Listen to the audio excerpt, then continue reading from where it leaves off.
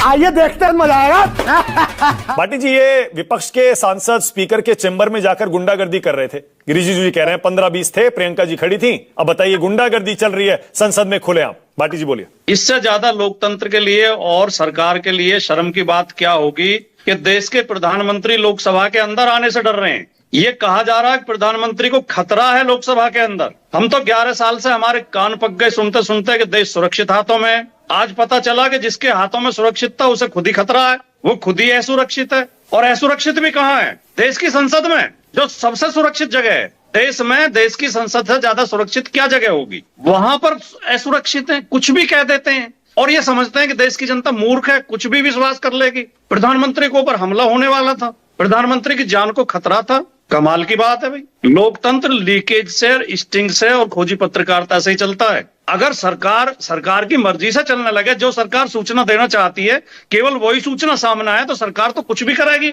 स्याह सफेद सरकार किसी की भी हो, कल को हमारी भी बन जाएगी। हम भी अपनी कमजोरियां छिपाते हैं, सरकारें अपनी कमजोरियां छिपाती हैं। ठीक है, सरकार कभी अपनी कमजोरियां बाहर नहीं आने देती। तो एक बात बताइए फिर भाटी जी, क्या वजह है फिर जनरल नरवणे पर पीछे हट गए राहुल गांधी, आज नहीं बोले? और जो नो कॉन्फिडेंस मोशन आया है स्पीकर के खिलाफ, उसमें भी टीएमसी साथ नहीं है, आपकी पार्टी का भी कुछ पता नहीं है, बताइए। राहुल गांधी पीछे नहीं हटे हैं। राहुल गांधी बहुत बहादुरी के साथ, बहुत समझदारी के साथ, बहुत जिम्मेदारी के साथ विपक्ष की भूमिका निभा रहे हैं, बहुत मैच्योरिटी के साथ और बहुत गंभीर बातें कह रहे हैं देश हित के बारे में। और जो भारतीय जनता पार्टी के लोग उनका मखौल उड़ा रहे हैं, अच्छा नहीं लगता विपक्ष के नेता के लिए ऐसे हल्के शब्दों का प्रयोग किया जाए। आपकी पार्टी नो कॉन्फिडेंस मोशन पे साथ है ना? हम इंडिया गठबंधन के साथ हैं, सरकार के खिलाफ हैं। हाँ। वो हैं लोकसभा अध्यक्ष हैं, वो अपनी भूमिका ठीक से नहीं निभा पा रहे हैं। हाँ। और लोकतांत्रिक मर्यादाएं तो ये कहती हैं कि अगर उनके खिलाफ अविश्वास प्रस्ताव आने के बाद ही उन्हें अपना पद छोड़ देना चाहिए। हाँ। अगर उनके मन में लोकतंत्र के लिए सम्मान है। बेशर्मो शर्म करो, शर्म। लेकिन मैं कहना ये चाहता हूं, देखिए, जो लोकसभा अध्यक्ष चुने जाने के बाद व्यक्ति पार्टी का नहीं रह जाता। हाँ। ये हमारी लोकतांत्रिक और संसदीय परंपरा कहती है और ये नियम भी है। राष्ट्रपति हो, देखिए, जो मैं कहना चाहता, पहले मेरा एक वाक्य पूरा हो जाए कि लोकसभा स्पीकर जो होते हैं वो उन्हें ये माना जाता है कि अब वो किसी दल के नहीं है और वो दोनों तरफ बराबर का बर्ताव करेंगे। हाँ। अगर एक पक्ष लोकसभा स्पीकर के ऊपर अविश्वास कर रहा है तो ये मर्यादा ये कहती है कि उन्हें स्वतः ही अपना पद छोड़ देना चाहिए, अगर लोकतंत्र के लिए सम्मान हो हृदय में। और ये जिद के साथ अड़े रहे हैं कि नहीं, हम तो भाई, हमें भी पता है कि वोट में तो वो जीत ही जाएंगे, बहुमत तो इनका है। हाँ। लेकिन ये तो एक मैसेज दिया जा रहा है कि विपक्ष को लोकसभा स्पीकर के ऊपर विश्वास नहीं है, लोकसभा अध्यक्ष निष्पक्ष व्यवहार नहीं कर रहे हैं। तो सवाल ये ज्यादा महत्वपूर्ण। ठीक है, ओके, ऑल राइट। के शर्मा, आपकी बारी है। ये प्रिविलेज नोटिस देकर क्या सिर्फ दिखावा हो रहा है या फिर कोई सही में कार्रवाई होगी? सच ये है कि जो अविश्वास प्रस्ताव जिस बुनियाद पर ये लेकर आ रहे थे,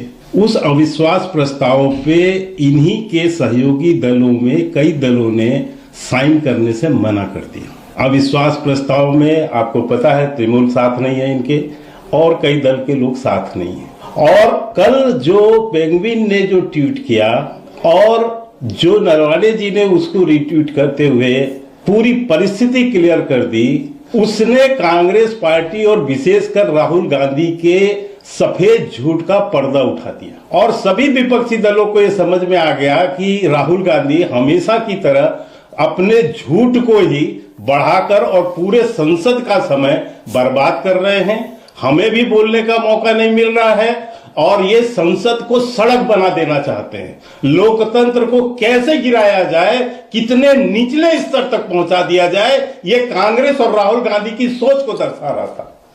अरे कहना क्या चाहते हो? राहुल गांधी, एक कहावत है मानक जी, राहुल गांधी बने, कहते हैं ना, चौबे चले थे छब्बे बनने, दूबे बन के लौटे। आज वही हालात हुआ इनका झूठ का पर्दा उठ गया।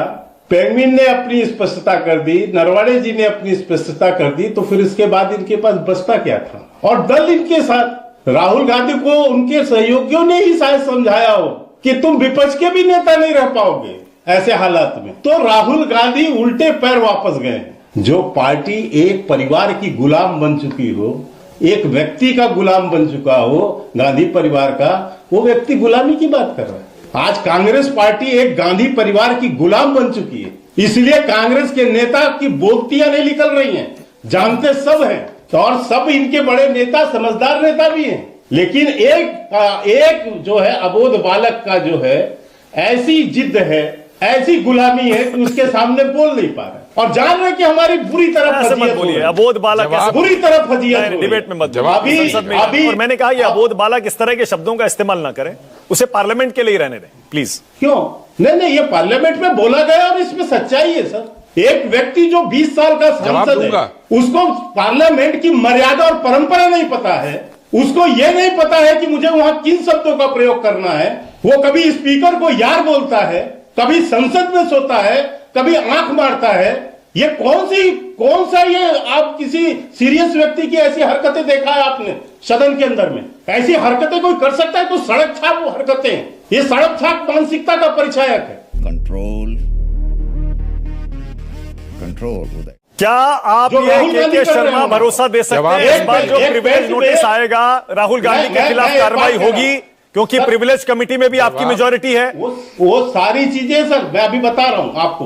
दूसरी बात ये, अभी जो भी सांसद सदन के अंदर बातें रखता है उसको उसके सोर्सेज और उसके तथ्य होने चाहिए तभी रखता है, और नहीं तो उसको ऑथेंटिक करना पड़ता है। ये आज का नहीं है, ये 70 साल की परंपरा है सदन की। मालूम है तेरे बाप को मत सिखा, चल। सतीश जी, भूचाल आया क्या आज राहुल गांधी के भाषण में? सुना होगा आपने पूरा। देखिए, दुनिया के बारे में कहा जा रहा है कि ट्रंप के आने के बाद और जिस तरह की चीजें हो रही हैं, तो मुझे तो ऐसा लगा कि आज से या कुछ दिन से ट्रंप जैसा आक्रामक हो गई है कांग्रेस और राजनीति और राजनीति जो है ट्रंप फेज नहीं, टर्बुलेंट फेज में हमारे यहाँ भी तूफानी दौर में प्रवेश कर चुका है। आप सुन लीजिए। आज मुझे बहुत दिनों के बाद, बहुत सालों के बाद यह एहसास हुआ कि जो सत्ता पक्ष है बड़े ही दोस्ताना मिजाज में, सन्नाटे में राहुल गांधी से लगता है दबी जुबान है, उनसे अपना मन की बात सुन रही थी। ये मैं सत्ता पक्ष की बात बोल रहा हूं। और राहुल गांधी ने, जरा लच्छेदार मैं भी बोल दूं, अपने मुंह के मार्शल आर्ट से आज इनको चोक कर दिया, तरह तरह की बातें कही। तो ये कोई इसको आसानी से मत लीजिए। और ये पूरे सत्र का गलत या सही, ये शर्मा जी लगातार गालियां देते रहे। चरण वंदना करने वालों की भाषा है, ये चरण वंदना वालों की बातें हैं। प्लीज चरण वंदना कहते हैं तो आपकी भी चरण वंदना करता हूं, और जो इतना हिम्मत के साथ बोल रहा है उसकी भी चरण वंदना कर रहा हूं। ठीक है ना? आपके दबे जुबान को ये बोली होती है, भाषा होती है। अरे बीच में हमको काहे के लिए काट रहे हो? गुरदीप जी को काटिएगा ना। हम ये कह रहे हैं कि अगर ये पूरे सत्र का छू मंत्र में भी कहिए, चाहे लंबित ताल में कहिए, ये सेहरा राहुल गांधी के सर बंध चुका है। ओके, बांधना पड़ेगा आपको। इसलिए मैंने कहा कि देश की राजनीति अब तूफानी दौर में प्रवेश कर चुका है। तूफानी दौर में अब आगे क्या होगा सतीश जी? भाई इतने सारे मुद्दे, पता नहीं वो प्रिविलेज में आ जाएगा या नहीं। क्या क्या उन्होंने आज संसद में बोल दिया है, कौन गया फाइल में, कौन गया रिकॉर्ड में, कौन एक्सपंज हो गया, हम नहीं जानते। लेकिन मुद्दे तो एक साथ उन्होंने बिड़नी के छत्ते के जैसा खोल दिया है, 1 2 3 4। और ट्रेड डील की तो आप बातें नहीं कर रहे हैं आज। ट्रेड डील पर उन्होंने जो कहा है उसकी चर्चा होनी चाहिए। उन्होंने ये बहुत अच्छी बात कही और मैं इसको बहुत उसकी सराहना करता हूं कि प्रधानमंत्री मोदी जी समेत कोई ऐसा भारत का प्रधानमंत्री डील नहीं कर सकता है, नहीं कर सकता। मैं भी जानता हूं कि मोदी जी नहीं चाहते, ये बोला उन्होंने संसद में, मैंने सुना है। और जब ये बोला उसके बाद कहते हैं, लेकिन उन्होंने आज तो मार्शल आर्ट पे थे ना, तो उन्होंने कहा ग्रिप चोक वाली बात कही ना। बोला। तो ये चोक का वाला डील है, जो चोक वाली डील में जो उन्होंने कई तरह के बातें रख दी। तो मैं समझता हूं, चाहे किसानी की बात हो, चाहे डेटा की बात हो, चाहे एनर्जी सिक्योरिटी की बात हो, इन पर बहुत, कृषिकारों की बात हो, टेक्सटाइल की बात हो, बांग्लादेश का उदाहरण तक हो। अच्छा सतीश जी, बांग्लादेश को 0, सुनिए, बांग्लादेश को 0 और भारत को 18। ये जो कपड़ा आप पहनेंगे ना कल परसों से, वो बांग्लादेश वाला पहनना पड़ेगा। सतीश जी आज दोहरा दीजिए। मैं हर बार आपसे पूछता हूं, आज फिर एक बार कह रहा हूं, दोहरा दीजिए। बोल दीजिए राहुल गांधी कभी झूठ नहीं बोलते। देखिए, ये आप मेरे ऊपर मत डालिए। मैं अरे आपने कहा था भाई, सुनिए, मैं आज जो उन्होंने कहा है मैं उसमें गंभीरता देखता हूं, मैं बस इतना ही कहूंगा। ठीक है, ओके। और मेरा मानना है मानक जी, हाँ। मैं 1 मिनट और ले रहा हूं कि अगर देश के विपक्ष का नेता अगर अमेरिका के खिलाफ बोलता है तो मेरे देश की सरकार और देश उससे मजबूत होता है ट्रंप के सामने, ये मेरा कहना है। पर अमेरिका के खिलाफ कहां बोले राहुल गांधी? वो तो सरकार के खिलाफ बोल रहे हैं। मैं कहा ना कि अमेरिका वाला दादागिरी कर रहा है, हम 140 बिलियन डॉलर है, वो हमारे बिना सुपर पावर नहीं रह सकता। ये ट्रंप जो है तरह की बातें उन्होंने कही, एनर्जी पर हम वो डिक्टेट कर रहा है, वो बताएगा कि हम किससे खरीदेंगे, निगरानी करेंगे, वो टेक्सटाइल में ऐसे कर रहा है। तो क्या बोल रहे हैं वो क्या रहे हैं आप बताइए, आप ही से पूछ रहा हूं। ठीक है, और अरे हमसे मत पूछिए भाई, हम यहाँ पूछने के लिए बैठे हैं, जवाब देने के लिए थोड़े। अनंत विजय तुम तो बोलिएगा ना भाई। हाँ, आप बिना खाली पूछवे कीजिएगा, कुछ बोलिएगा भी ना। आप आइएगा भी संडे, राष्ट्र की बात संडे एडिशन में, उस दिन होगी चर्चा, फिर उस दिन हम भी बोलेंगे। देखिए मैं मानता हूं पत्रकार पहले होता है तब एंकर होता है। हाँ, अरे अभी दो लोग और नहीं बोले हैं भाई, हम बोलने लगे तो फिर देखिएगा कोई नहीं बोल पाएगा। अनंत विजय नहीं, क्यों नहीं, आपको बोलना चाहिए। ठीक है, ओके। अनंत विजय भी कीजिए, डिबेट भी कीजिए। गुरदीप भाई, मैं ये चाह रहा हूं अब क्या करेंगे राहुल गांधी, ये बताएं, क्योंकि जो आरोप लगाए हैं वो साबित करने पड़ेंगे। गुरदीप भाई, आज राहुल गांधी ने स्पीच के अंदर अपने देश के आगे ये बताया कि भारत की ट्रेड डील में क्या गड़बड़ है। आपने इतने दिन से कई सारे प्रोग्राम किए मानक भाई, रोज आप सारे अखबार भी सुबह उठ के पढ़ते हैं, क्या किसी भी अखबार में, किसी भी टीवी प्रोग्राम में या आपके चैनल पे किसी ने यह बात को सामने रखा था कि भारत अपनी डिजिटल अर्थव्यवस्था को अब गुलाम कर रहा है अमेरिका के? आप अपनी पूरी डिजिटल पूंजी वहां सौंपने की बात कर रहे हैं। अरे बाप रे, ये तो धोती खोल रहा है। क्या किसी ने एनर्जी सिक्योरिटी की बात की थी? यही फर्क है, क्योंकि ये बात राहुल गांधी देश के सामने रखना अच्छा गुरदीप भाई, एक चीज और बताइए, आज बहुत सारे मुद्दे राहुल गांधी ने उठाए, अचानक जनरल नरवणे का मुद्दा उठाने से पीछे क्यों हट गए? 9-10 दिन से तो इसी मुद्दे पर अड़े हुए थे, मैं तो इसी पर बोलूंगा, आज क्यों नहीं बोले? कल एक एग्रीमेंट हुआ था कि इस देश के अंदर और भी मुद्दे हैं। यूएस ट्रेड डील के बाद देश को यह जानने का हक है कि उस ट्रेड डील में बीजेपी ने सरेंडर कैसे किया है, और वो सदन के पटल पे बताना चाहते थे, इसलिए बताया। हम मुद्दे से हटे नहीं हैं, अलग अलग दिन के लिए अलग अलग मुद्दे पे देश से बात करनी होती है।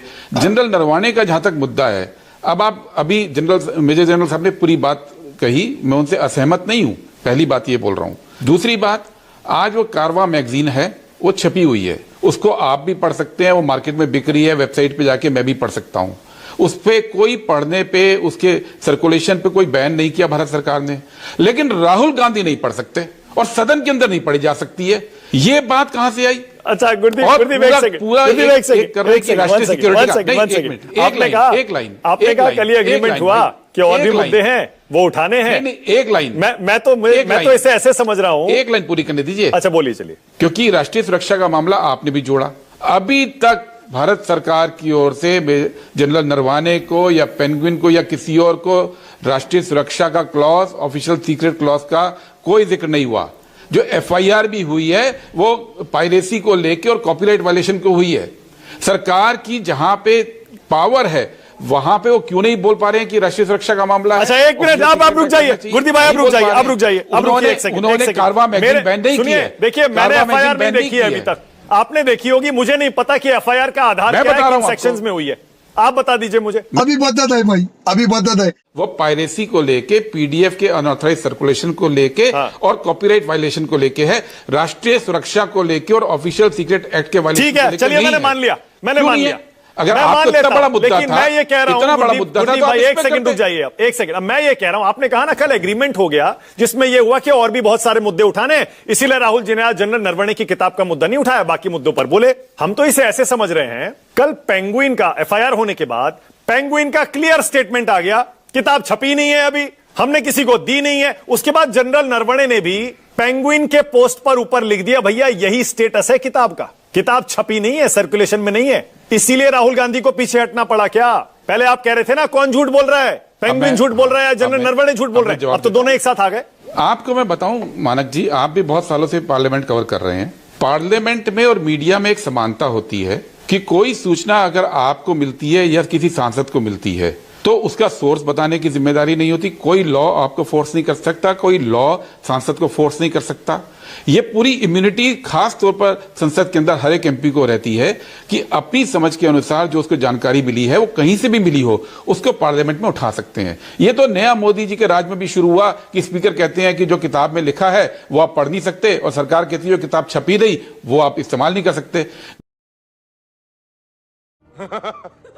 मतलब कि आप ना तो लिखा हुआ पढ़ सकते हैं, ना आप मेरा जवाब नहीं दे रहे। मेरा सवाल दूसरा है। संसद के अंदर आप कह रहे थे दोनों में से कोई एक झूठ बोल रहा है, संसद अब के दोनों एक अंदर साथ आ गए। सुन लीजिए, दोनों एक साथ आ गए। आप सुन लीजिए मेरी बात, मेरी बात सुन लीजिए। संसद के अंदर कोई भी एमपी अपनी जानकारी के हिसाब से बात रख सकता है, ना तो उस पर कोई लीगल एक्शन हो सकता है, ना कोई ट्रायल हो सकता है। इसलिए आपका ये सवाल ही बेईमानी है कि राहुल गांधी जी डर गए, पीछे पैर खींच लिए।